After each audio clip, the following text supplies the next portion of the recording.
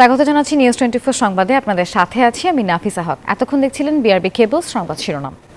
যাব পুরো খবরে। শুরুতেই ইরান ইসরায়েল সংঘাত প্রসঙ্গ। ইসরায়েলে আবারও একের পর এক ক্ষেপণাস্ত্র হামলা চালালো ইরান।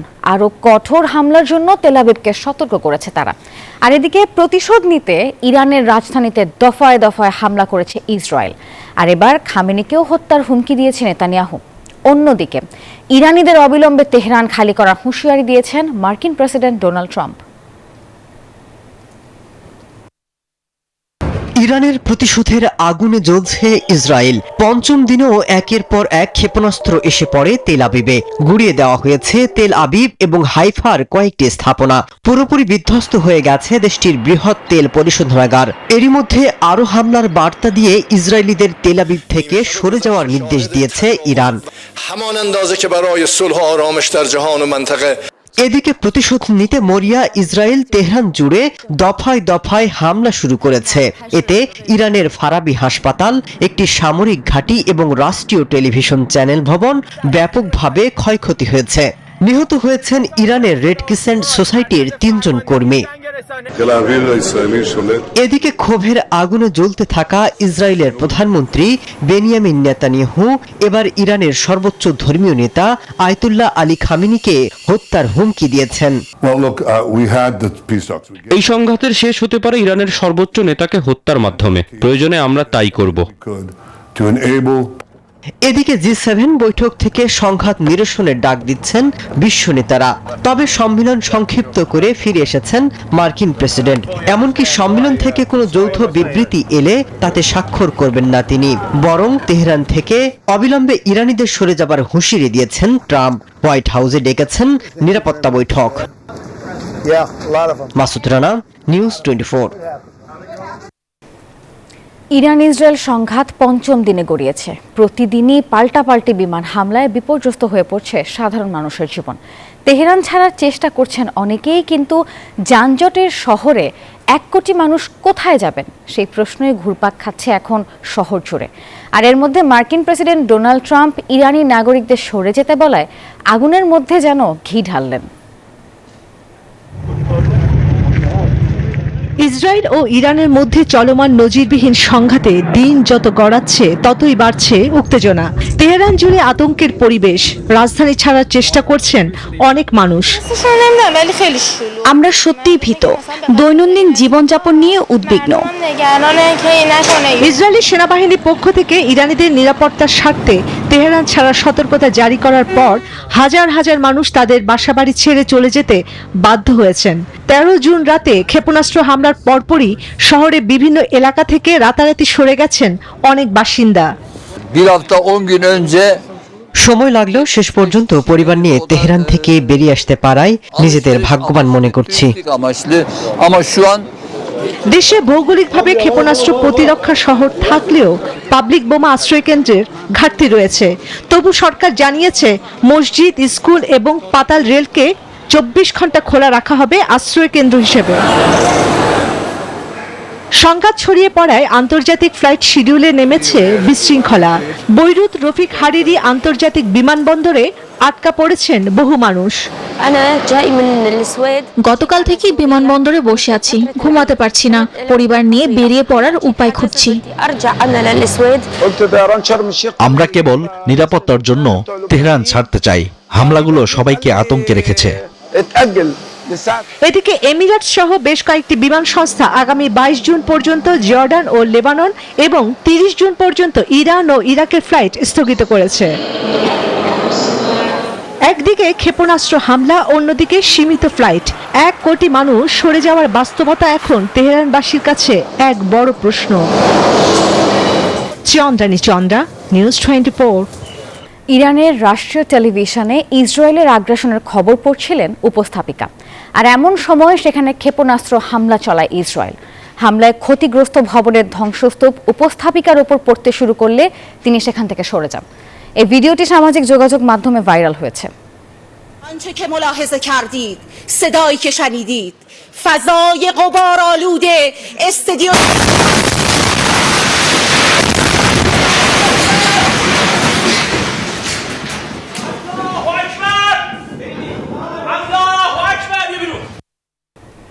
এদিকে ইরান ইসরায়েল সংঘাত থামাতে যুদ্ধবিরতির প্রস্তাব দিয়েছেন মার্কিন প্রেসিডেন্ট ডোনাল্ড ট্রাম্প। বিষয়টি নিশ্চিত করেছেন ফরাসি প্রেসিডেন্ট ইমানুয়েল ম্যাক্রো। সেই সাথে মধ্যপ্রাচ্যে সংঘাত দমনের আহ্বান জানিয়ে এক হয়েছেন G7 এর নেতারা। ইরানে ইসরায়েলি হামলার নিন্দা জানিয়েছে যুক্তরাষ্ট্রের গুরুত্বপূর্ণ মিত্র মিশর সহ 21টি মুসলিম দেশ। আর এদিকে ইরান ইসরায়েল সংঘাত বন্ধে মধ্যস্থতায় প্রস্তুত হয়েছে পুতিন ও এরদোয়ানও। ইরান ইসরায়েলের সংঘাতের উত্তেজনা এবার G7 বৈঠকে। সম্মেলনে এবারের মূল আলোচ্য ছিল রাশিয়া ইউক্রেন যুদ্ধ এবং বাণিজ্য সংকট। কিন্তু ইসরায়েল ইরান হামলা ঘিরে মধ্যপ্রাচ্যের উত্তেজনায় আলোচনা নিয়ন্ত্রণ করেছে। যুদ্ধ বন্ধে ফ্রান্স, ইতালি এবং ইউরোপীয় ইউনিয়নের চাপে পড়েন ট্রাম্প। সম্মেলন শেষ না করেই দেশে ফিরেন ট্রাম্প। পরে ফরাসি প্রেসিডেন্ট নিশ্চিত করেন ইরান ইসরায়েল চলমান সংঘাত থামাতে যুদ্ধবিরতির প্রস্তাব দিয়েছেন মার্কিন president Donald Trump. Tehran Tel Aviv যুদ্ধবিরতি কার্যকর হলে পুনরায় ওয়াশিংটনের সাথে পরমাণু আলোচনা শুরু হতে পারে। বিষয়টি নিয়ে ইরান ইসরায়েলের সাথে এরই মধ্যে যুক্তরাষ্ট্রের সংলাপ চলমান বলেও জানান ফরাসি প্রেসিডেন্ট। মার্কিন প্রেসিডেন্টের সাথে কথা হয়েছে, তিনি ইঙ্গিত দিয়েছেন যে আলোচনা চলমান, তা একটি ভালো দিক। যুক্তরাষ্ট্র যুদ্ধবিরতি কার্যকরের ব্যবস্থা করতে পারলে তাতে সমর্থন দেবে ফ্রান্স। ইরান এবং ইসরায়েলের মধ্যে গেল 4 দিন ধরে যে পাল্টাপাল্টি হামলা চলেছে সেটি বন্ধে মধ্যস্থতা করার আগ্রহ দেখিয়েছেন রুশ প্রেসিডেন্ট। তবে ইসরায়েলকে কড়া হুঁশিয়ারি দিয়েছেন তুরস্কের প্রেসিডেন্ট। বিশ্ব হয়তো সংঘাত বন্ধের আলোচনা করবে, কিন্তু ততক্ষণে খুব বেশি দেরি হয়ে যাবে। ইসরায়েল পরমাণু যুদ্ধ উস্কে দিচ্ছে। এদিকে খোলা চিঠিতে ইরানে ইসরায়েলি হামলার নিন্দা জানিয়েছে মধ্যপ্রাচ্যের যুক্তরাষ্ট্রের গুরুত্বপূর্ণ মিত্র সহ 21টি মুসলিম দেশ। মাসুদ রানা, নিউজ 24। জাতীয় ঐকমত্য কমিশনের দ্বিতীয় পর্যায়ের আলোচনার প্রথম দিনে যোগ দেয়নি জামাত। তবে বিএনপি, এনসিপি, সিপিবি, বাসদ, ইসলামী আন্দোলন সহ অন্যান্য রাজনৈতিক দলের প্রতিনিধিরা এই আলোচনায় অংশ নিয়েছেন। রাজশাহী ফরেন সার্ভিস একাডেমিতে বেলা 11:15টায় শুরু হয় এই বৈঠক। যদিও 11টায় বৈঠক শুরুর কথা থাকলেও জামাতের প্রতিনিধিদের অপেক্ষায় সভা শুরু করতে বিলম্ব হয়। সূচনা বক্তব্যে কমিশনের ভাইস চেয়ারম্যান অধ্যাপক আলী রিয়াজ বলেন, রাজনৈতিক দলগুলোর সহযোগিতা পেলে জুলাই মাসেই জাতীয় সনদ তৈরি করা সম্ভব। কমিশনের সব প্রস্তাবে একমত না হলেও জাতির স্বার্থে রাজনৈতিক দলগুলোকে ছাড় দিতে আহ্বান জানিয়েছেন তিনি। সংবিধানের 70 অনুচ্ছেদ সংশোধন, সংসদীয় স্থায়ী কমিটি, বিরোধী দল থেকে নিয়োগ, নারী আসনের নির্বাচন, প্রধান বিচারপতি নিয়োগ ও সংসদের উচ্চ কক্ষ নিয়ে আলোচনা হচ্ছে এবারের এই সভায়। সংকল্পবদ্ধ যে আমরা জুলাই মাসের মধ্যেই এই জাতীয় সনদ তৈরি করতে পারবো। সেক্ষেত্রে আপনারা ইতিমধ্যে একটি সহযোগিতা দেখাচ্ছেন এবং যে সময় এবং বিভিন্নভাবে সহযোগিতা করছেন সেজন্য রাজনৈতিক দলগুলোর প্রতি এবং নেতৃবৃন্দের প্রতি আমাদের আন্তরিক কৃতজ্ঞতা। দর্শক, জাতীয় ঐকমত্য কমিশনের দ্বিতীয় পর্যায়ে আলোচনা শেষে কথা বলছেন বিপ্লবী ওয়ার্কার্স পার্টির সাধারণ সম্পাদক সাইফুল হক। আমরা সরাসরি চলে যাচ্ছি সেখানে। সেটাও বলেছেন পরবর্তী পার্লামেন্টে আপাতত এই বিধান দরকার নাই, এরকম মতামত আছে। খাবার বিরতির পরে এই বিষয়টা আলোচনা হবে যে আমরা 100-র ব্যাপারে সম্ভবত আমরা একমত হব। আমরা নারীদের জন্য সংরক্ষিত আসন 100-তে উন্নীত করা, প্রত্যক্ষ এই 100 আসনে যে নির্বাচন হওয়া উচিত প্রত্যক্ষভাবে অধিকাংশ দল এই ব্যাপারে একমত। কিন্তু বাস্তবতা পদ্ধতিটা বাস্তবতার নিরিখে প্রক্রিয়াগত যে জটিলতার জন্য এটা আগামীতে এখনই কার্যকর করা যাবে কিনা নানা প্রশ্ন আছে, দ্বিধা আছে, সংশয় আছে। খাবার বিরতির পরে এটা নিয়ে আলোচনা হবে। আপনাদেরকে ধন্যবাদ। স্থায়ী কমিটির যে সংখ্যাটা সেটা আসলে কতগুলো সংখ্যায় বা কতগুলো কমিটিতে বিরোধী দল থেকে নিতে হবে? না, সেটা যেটা আলোচনা হয়েছে চারটা তো এখন যেটা প্রস্তাব হয়েছে চারটা কমিটি বিরোধী দল থেকে আসবে, সেটা মোটামুটি বাধ্যতামূলক। বাকিটা হচ্ছে ভোটের সংখ্যানুপাতিক হারে সর্বোচ্চ 50% বিরোধী দল থেকে তারা সংসদীয় আসনে, তারা সংসদীয় কমিটিতে সভাপতির পদে তারা আসতে পারবেন। এটা নির্ভর করবে প্রাপ্ত ভোটের সংখ্যানুপাতিক হারে। ধন্যবাদ। মোট সংসদীয় কমিটি 50 ভাগ। জি। কথা বলতেছে আন্তর্জাতিক পরিস্থিতির সঙ্গে বাংলাদেশের নির্বাচনের কোনো সম্পর্ক নেই, সময় মতো দেশে নির্বাচন অনুষ্ঠিত হবে এমন মন্তব্য করেছেন বিএনপির স্থায়ী কমিটির সদস্য আমির খসরু মাহমুদ চৌধুরী। মঙ্গলবার গুলশানে বিএনপি চেয়ারপারসনের রাজনৈতিক কার্যালয়ে বাংলাদেশে নিযুক্ত ব্রাজিলের রাষ্ট্রদূতের সঙ্গে বৈঠক শেষে এই মন্তব্য করেন তিনি। এ সময় তিনি জাতীয় স্বার্থে সবাইকে ঐক্যবদ্ধ থাকার আহ্বান জানান। লন্ডনের বৈঠকে ইতিবাচক উল্লেখ করে নির্বাচন নিয়ে সব পক্ষকে ধৈর্য ধরারও আহ্বান জানিয়েছেন তিনি। এর আগে বাংলাদেশে নিযুক্ত ব্রাজিলের রাষ্ট্রদূত পাওলো ফার্নান্দো ডায়াস ফেরেসের সাথে বিএনপির 3 সদস্যের প্রতিনিধি দলের বৈঠক অনুষ্ঠিত হয়। এ সময় উপস্থিত ছিলেন দলের মহাসচিব মির্জা ফখরুল ইসলাম আলমগীর, স্থায়ী কমিটির সদস্য আমির খসরু মাহমুদ চৌধুরী ও বিএনপির সাংগঠনিক সম্পাদক শামা ওবায়েদ। আন্তর্জাতিক পরিস্থিতির সাথে আমাদের নির্বাচনের তো কোনো সম্পর্ক নেই। নির্বাচনটা আমাদের অভ্যন্তরীণ ব্যাপার, এটার সাথে আন্তর্জাতিক পরিস্থিতির কোনো সম্পর্ক নেই। আমি মনে করি সবকিছু সমাধান আগামী দিনে হবে এবং সময় মতো দেশে নির্বাচন হবে, দেশে গণতন্ত্র ফিরে আসবে, জনগণের যে ভোটাধিকার মানবাধিকার তার মালিকানা ফিরে পাওয়ার যে যার জন্য এত ত্যাগ স্বীকার করেছি আমরা এতদিন, সেটা আমরা সময় মতো হয়ে যাবে এবং দেশ সেদিকেই যাচ্ছে। ফেব্রুয়ারির প্রথমার্ধে জাতীয় নির্বাচন, লন্ডন বৈঠকে এমন আভাস মেলার পর চাঙা তৃণমূলের রাজনীতি। বিএনপি নেতারা বলছেন প্রত্যেকটি আসনেই তাদের একাধিক প্রার্থী মাঠে আছেন। লন্ডন বৈঠকের পর এখন তারা সক্রিয়, আর প্রার্থী বাছাইয়ে চলছে মাঠ পর্যায়ের জরিপ।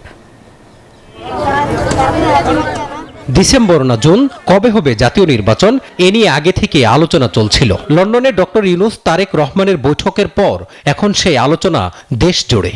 কেন্দ্র থেকে তৃণমূল সবখানে আলোচনায় আগামী জাতীয় নির্বাচন। প্রধান উপদেষ্টা বলেই দিয়েছেন যে তারা ফেব্রুয়ারিতে নির্বাচন দিবেন, তাদের একটা দায়বদ্ধতা আছে, সেই দায়বদ্ধতা থেকে মনে হচ্ছে তারা অবশ্যই ফেব্রুয়ারিতে নির্বাচন দিবেন।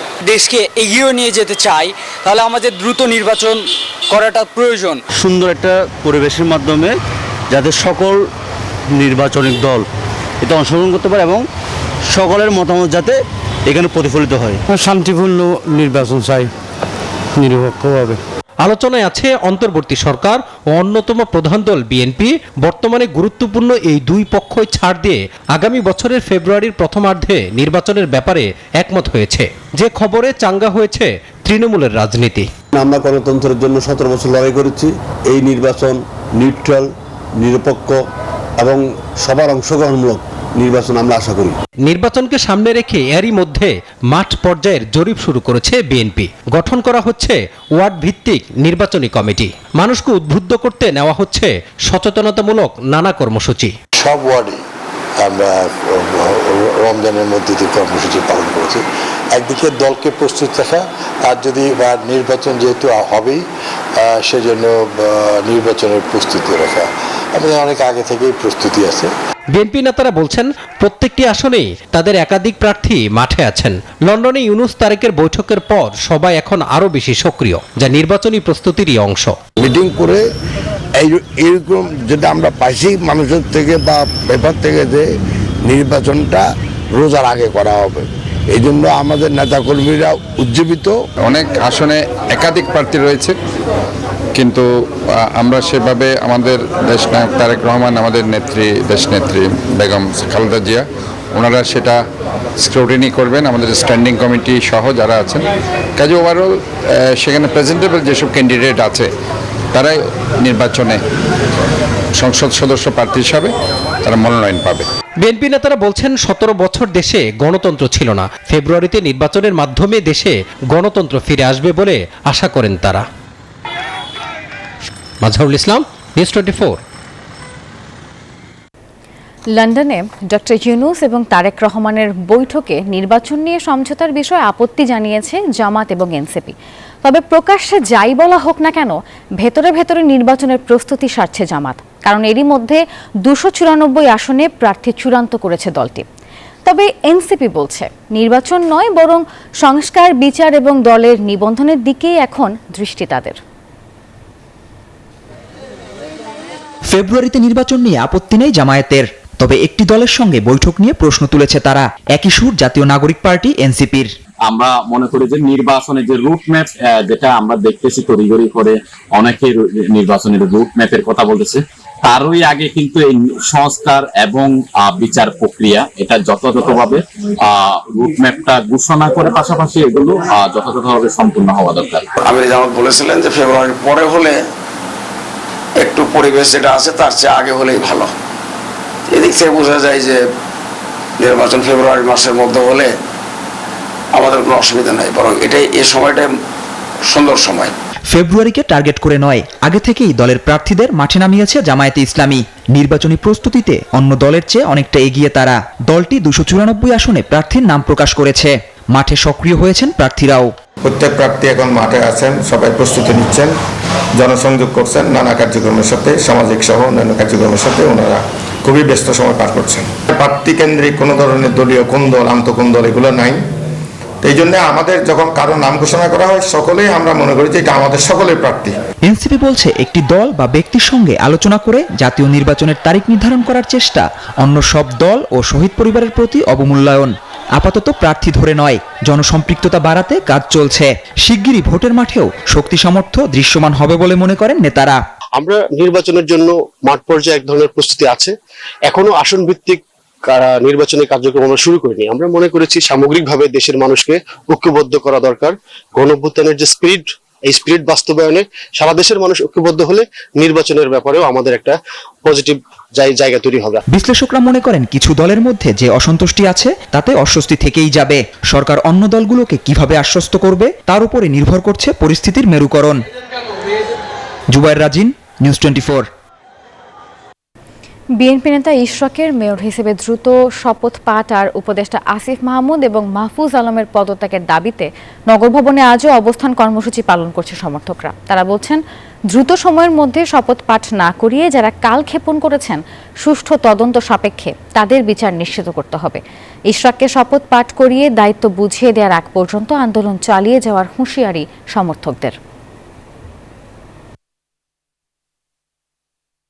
গতকালকে আমাদের জনতার মেয়র নগরপিতা ইশরাক হোসেন কি বলে দিয়েছে যে জনগণের সেবা নিশ্চিতের লক্ষ্যে আজকে 75টি ওয়ার্ডে নাগরিক যে সেবাটা, জন্ম নিবন্ধন, মৃত্যু সার্টিফিকেট, ওয়ারিশন সার্টিফিকেট এবং এলাকার যে সমস্যাগুলি আছে তার মাধ্যমে উপস্থাপিত হবে এবং সেগুলো সমাধানের জন্য ইশরাক সাহেব সংশ্লিষ্ট কর্মকর্তা কর্মচারীদের নিয়ে সমাধান করবে। যখন সময় ছিল তখন তারা কি করেছে? তখন কেন এই স্টেটমেন্ট দিল না? কোর্ট যখন রায় দিয়েছে, এটা কার কারণে এই সময়টা? যাত্রা শুরু করলো আন্তর্জাতিক অপরাধ ট্রাইব্যুনাল 2।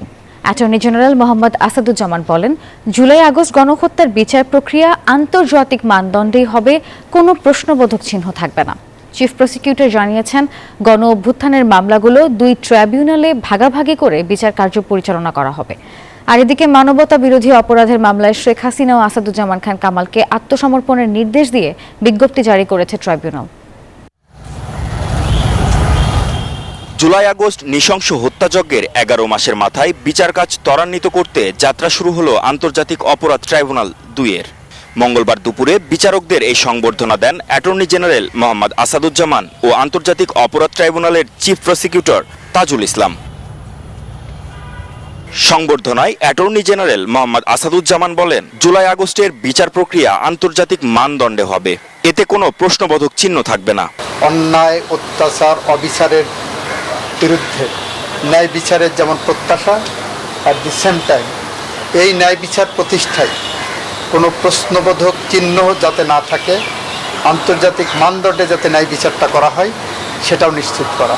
এ সময় চিফ প্রসিকিউটর জানান, দলীয় স্বার্থ হাসিল করতে গিয়ে বাংলাদেশে আর কখনো যেন গুম, বিচার বহির্ভূত হত্যাকাণ্ড না ঘটে, সে কারণে গত 16 বছরে ঘটে যাওয়া সব অপরাধের বিচার করতে হবে। রাজনৈতিকভাবে ক্ষমতায় টিকে থাকার স্বার্থে রাজনৈতিক প্রতিপক্ষ অথবা অন্য কোনো অরাজনৈতিক প্রতিপক্ষ যারা তাদের ক্ষমতার জন্য চ্যালেঞ্জ হয়ে উঠতে পারে, এই কালচার থেকে বাংলাদেশকে বের করে আনতে হবে, যে বের করে আনার কাজটা প্রাথমিকভাবে করেছে জুলাই বিপ্লব। ট্রাইব্যুনাল 2-এর চেয়ারম্যান বলেন, হুমকি দিয়ে বা সন্ত্রাসী কার্যক্রম পরিচালনা করে ন্যায় বিচার থেকে সরানো যাবে না তাদের। কোনো ধরনের হুমকি, নিরাপত্তার সংকটে তারা ভীত নন, তারা ন্যায় বিচার প্রতিষ্ঠা করতে দৃঢ় প্রতিজ্ঞ। কোনো রকমের সন্ত্রাস তৈরি করে অথবা ভয়ভীতি দেখিয়ে এই ন্যায় বিচারকে বন্ধ করা যাবে না। এদিকে জুলাই আগস্ট গণহত্যার মানবতা বিরোধী মামলায় শেখ হাসিনা ও আসাদুজ্জামান কামালকে 24 জন হাজিরের নির্দেশ দিয়ে পত্রিকায় বিজ্ঞপ্তি জারি করেছেন ট্রাইব্যুনাল। বিজ্ঞপ্তিতে বলা হয় ওই দিন হাজির না হলে তাদের অনুপস্থিতিতে বিচার কাজ সম্পন্ন করা হবে। ন্যায় বিচারের স্বার্থে ট্রাইব্যুনাল এই আদেশ জারি করেছেন এবং সে অনুযায়ী আজকে দৈনিক আমার দেশ এবং নিউ এজ পত্রিকার ফ্রন্ট পেজে এই বিজ্ঞপ্তিটি প্রকাশ করা হয়েছে। মাহমুদ হাসান, নিউজ 24, ঢাকা। সরকারি চাকরি সংশোধন অধ্যাদেশ বাতিলের দাবিতে 13তম দিনের মতো বিক্ষোভ সমাবেশ করেছে কর্মচারীরা। সকালে সচিবালয়ে মন্ত্রিপরিষদ বিভাগের নতুন ভবনের নিচে জড়ো হয়ে বিক্ষোভ সমাবেশ করেছেন তারা। এই অধ্যাদেশ যতদিন বাতিল করা না হবে ততদিন তাদের আন্দোলন চলবে বলে ঘোষণা দিয়েছেন কর্মচারী ঐক্য ফোরামের নেতারা। তাদের কর্মসূচির অংশ হিসেবে এই অধ্যাদেশ বাতিলের দাবিতে মঙ্গলবার স্বরাষ্ট্র উপদেষ্টা এবং সমাজ কল্যাণ উপদেষ্টার কাছে স্মারকলিপি দেওয়া হয়েছে।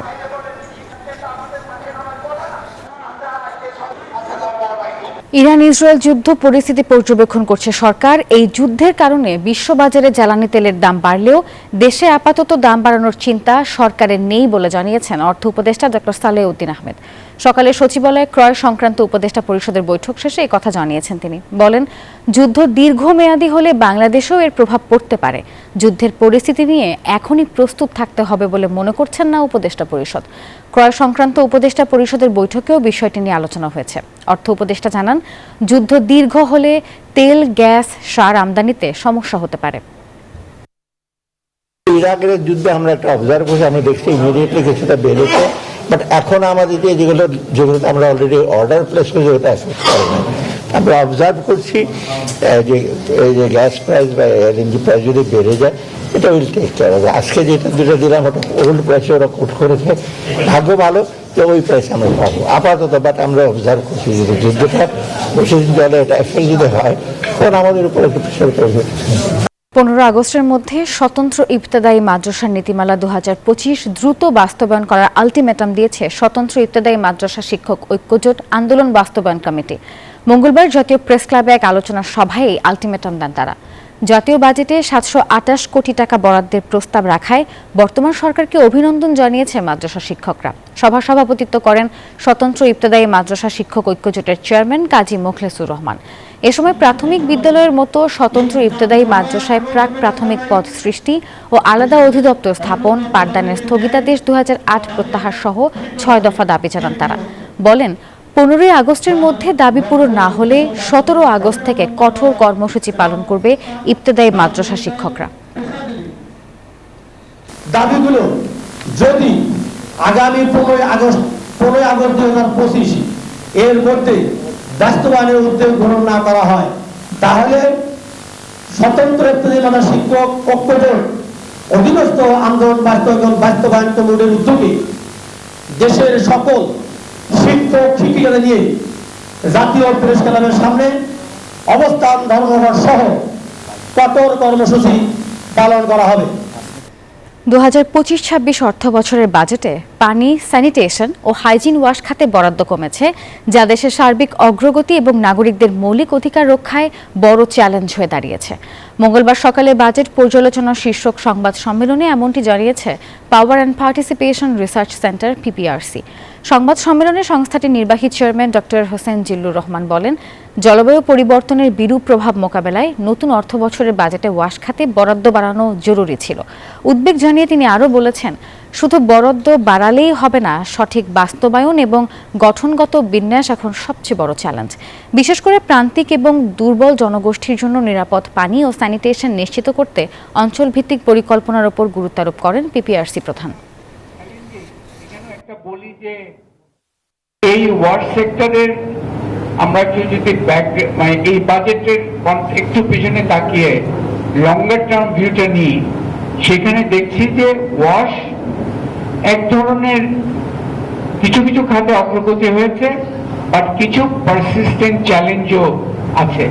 এইবারেও আমরা সেটা দেখতে পাচ্ছি যে ওভারঅল একটা পিকচার অ্যাকচুয়ালি কিছু কিছু জায়গায় আমাদের অবশ্যই আপনার অগ্রগতি হয়েছে। মৌলভীবাজারে চলতি বছর কাঁঠালের বাম্পার ফলন হয়েছে।